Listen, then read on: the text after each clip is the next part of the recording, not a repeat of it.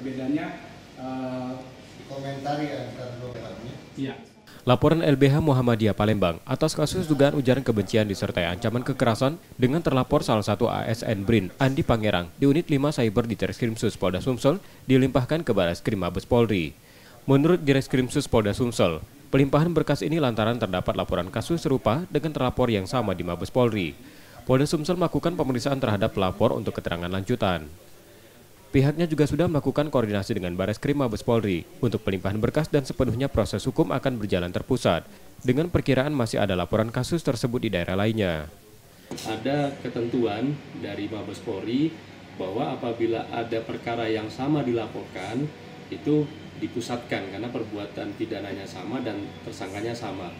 Nah, kami informasikan rekan-rekan di saat mereka atau dari LBH Muhammadiyah membuat laporan, di saat yang sama ada LBH juga di Jakarta membuat laporan juga di Barreskrim terhadap perbuatan yang sama, terlapornya juga sama.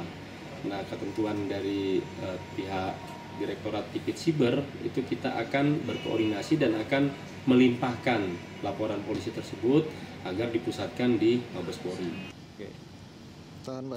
Sebelumnya Andi Pangerang dilaporkan karena komentarnya di sebuah postingan akun Facebook dituding memecah belah umat dengan mengancam warga Muhammadiyah terkait perbedaan penetapan 1 Syawal 1444 Hijriah kemarin. Reski Oktora, Muklas Diferensial, Kompas TV, Palembang, Sumatera Selatan. Pak Thomas sama Hasanuddin ini. Iya.